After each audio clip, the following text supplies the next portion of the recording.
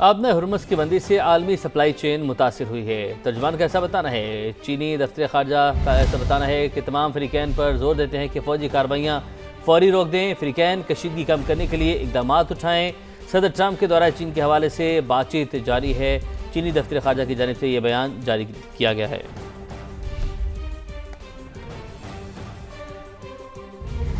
عراقی مزاحمتی تنظیم کا بغداد انٹرنیشنل ایئرپورٹ کے قریب وکٹوریہ بیس پر رات گئے ڈرونز اور راکٹوں سے حملہ۔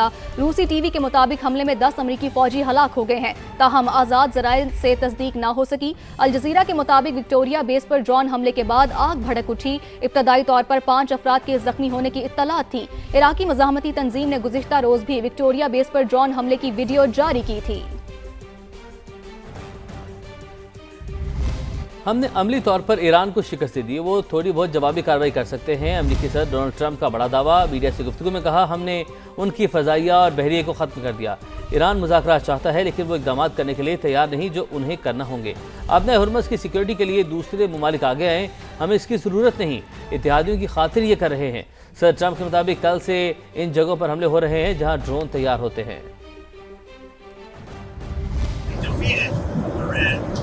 I guess they can have a little bit of fight back, but not much. Not much. We've taken out their air forces, we've taken out their navy, we've taken out their air defense, and there's no air defense whatsoever. We've taken out their leadership times 2 or 3. They want to negotiate badly. I don't think they're ready to do what they have to do. As of yesterday, we're hitting places where they manufacture the drones. We think most of which we know where they are. We are talking to other countries about working with us for the policing of the strait. China, as an example, gets about 90% of its oil from the Hormuz Strait. It's a place from which they get their energy, and they should come and they should help us. Maybe we shouldn't even be there at all because we don't need it. We have a lot of oil, but we also do it for some very good allies that we have in the Middle East. ایرانی بحریہ ختم ہو گئی تو صدر Trump ہمت دکھائیں، خلیج فارس میں امریکی بحریہ بھیجیں۔ پاسداران انقلاب کا امریکی صدر کو چیلنج، کہا ابھی وہ میزائل استعمال ہی نہیں ہوئے جو 2025 میں تیار کیے تھے۔ جون 2025 کے بعد تیار ہونے والے میزائل بھی ابھی سامنے نہیں لائے ہیں۔ اپڈیٹ کرتے چلے، ایرانی بحریہ ختم ہو گئی ہے تو صدر ٹرمپ ہمت دکھائیں، خلیج فارس میں امریکی بحریہ بھیجیں۔ پاسداران انقلاب کا امریکی صدر کو چیلنج۔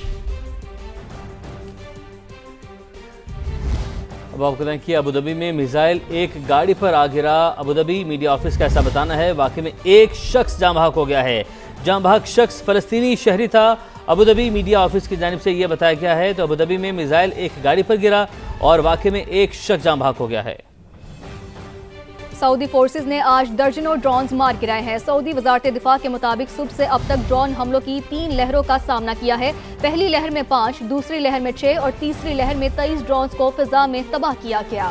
سعودی فضائی حدود میں آج تباہ کیے گئے ڈرونز کی تعداد 60 ہوگی۔ گزشتہ روز سعودی دفاعی نظام نے 6 بیلسٹک میزائلوں کو بھی کامیابی کے ساتھ انٹرسیپٹ کیا تھا جو پرنس سلطان ایئر بیس کی جانب داغے گئے تھے۔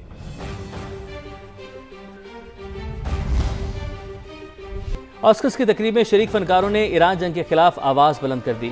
ہسپانوی اداکار جاویر بارڈم وہ پہن کر ریڈ کارپٹ پر آئے جو انہوں نے 2003 میں عراق جنگ کے خلاف پہنی تھی۔ سٹیج پر ایوارڈز کی تقسیم کے دوران بھی انہوں نے نو ٹو وار اور فری فلسطین کے نعرے لگائے۔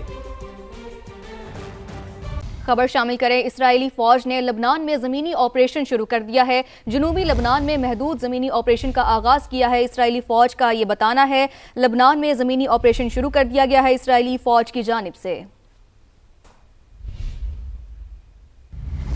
جاپان نے اپنے اسٹریٹجک ریزرو سے تیل جاری کرنا شروع کر دیا۔ جاپانی میڈیا نے بتایا کہ پرائیویٹ سیکٹر ریزرو سے 15 دنوں کا تیل مارکیٹ میں ریلیز کیا گیا۔ جاپان کے پاس 70 دنوں کے لیے اضافی تیل موجود ہے۔ حکومت مزید 1 ماہ کے ریزرو آنے والے دنوں میں جاری کرے گی۔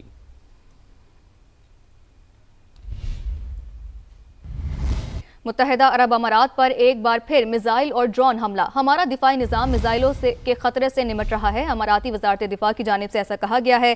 میزائل اور ڈرون انٹرسیپٹ ہونے پر دھماکے ہو رہے ہیں۔ متحدہ عرب امارات پر ایک بار پھر میزائل اور ڈرون حملہ۔ ایران کے بعد کیوبا کی باری، امریکی صدر نے بتا دیا۔ امریکی صدر ٹرمپ نے ایک بار پھر کیوبا کو دھمکی دے دی ہے۔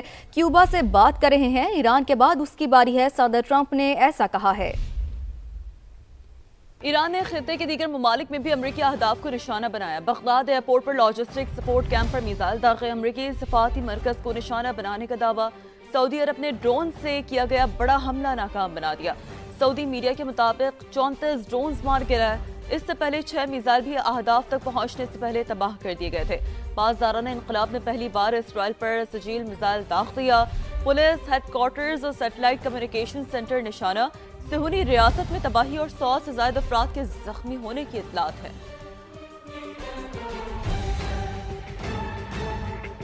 امریکہ اور اسرائیل کی ایران اور لبنان پر جارحیت جاری ہے۔ تہران پر فضائی حملے کیے گئے، مہرآباد ایئرپورٹ کو بھی نشانہ بنایا گیا۔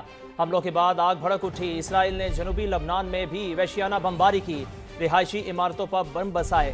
حملوں میں مزید 5 شہری اور شہید اور 6 زخمی ہو گئے۔ حالیہ جنگ کے دوران لبنان میں اب تک 850 افراد شہید اور لاکھوں کی تعداد میں نقل مکانی پر مجبور ہیں۔ امریکی صدر ڈونلڈ ٹرمپ سے برطانوی وزیراعظم کیئر سٹارمر کا ٹیلی فونک رابطہ ہوا ہے۔ دونوں رہنماؤں کا آبدہ ہرمز کھولنے سے متعلق تبادلہ خیال۔ برطانوی وزیراعظم نے ٹرمپ سے فوجیوں کی ہلاکت پر تعزیت کا اظہار بھی کیا ہے۔ فرانسیسی صدر مشرق وسطی کی صورتحال پر سرگرم۔ ایرانی ہم منصب مسعود پزشکیان سے ٹیلی فونک رابطہ۔ ایران سے پڑوسی ممالک پر حملے فوری طور پر بند کرنے کا مطالبہ کیا۔ فرانسیسی صدر نے کہا لبنان اور عراق سمیت خطے کے ممالک پر حملے ناقابل قبول ہیں۔ فرانس صرف اپنے مفادات کے تحفظ کے لیے دفاعی اقدامات کر رہا ہے۔ جتنی جلدی ممکن ہو ابنائے ہرمز میں جہازوں کی آمد و رفت بحال کی جائے۔ فرانسیسی صدر کا خطے میں کشیدگی کم کرنے پر بھی زور۔ کشیدگی کم کرنے، خطے میں امن کے لیے ٹھوس سیکیورٹی فریم ورک ضروری قرار۔ میکرون نے کہا نیا سیاسی اور سیکیورٹی فریم ورک سب کے لیے امن و سلامتی یقینی بنا سکتا ہے۔ فریم ورک میں بیلسٹک میزائل پروگرام، عالمی عدم استحکام کے خطرات شامل ہوں۔ فریم ورک یہ ضمانت دے کہ ایران کبھی ایٹمی ہتھیار حاصل نہیں کرے گا۔ امریکہ سے کیوں بات کریں؟ بات چیت کرنے کی کوئی وجہ نظر نہیں آتی۔ جب ہم بات چیت کر رہے تھے تو حملہ کر دیا گیا۔ ایرانی وزیر خارجہ عباس عراقچی کا امریکی ٹی وی CBS کو انٹرویو، کہا امریکہ سے جنگ بندی کے لیے کبھی نہیں کہا، جب تک ضرورت پڑی اپنے دفاع کے لیے تیار ہے۔ جنگ اس وقت تک جاری رہے گی جب تک صدر ٹرمپ یہ نہیں سمجھ لیتے کہ یہ غیر قانونی جنگ ہے۔ آبدہ ہرمز سے گزرنے والے کئی ممالک نے رابطہ کیا۔ سعودی ولی عہد محمد بن سلمان اور متحدہ عرب امارات کے صدر شیخ محمد بن زائد ال نہیان کا ٹیلی فونک رابطہ۔ خلیجی ممالک پر ایرانی حملوں کو خطے کی سلامتی کے لیے خطرہ قرار دے دیا، سنگین نتائج کی تنبیہ بھی کی۔ ٹیلی فونک رابطے میں دونوں رہنماؤں کا تازہ صورتحال پر تبادلہ خیال، واضح کیا کہ خلیجی ریاستیں اپنی سرحدوں کے دفاع کے لیے تمام اقدامات اٹھانے کے لیے پرعزم ہیں۔ سعودی ولی عہد محمد بن سلمان اور صدر UAE کا ٹیلی فونک رابطہ، خلیجی ممالک پر ایرانی حملے کے خطے کے لیے سلامتی کے لیے خطرہ قرار، یہ بات چیت ہوئی ہے۔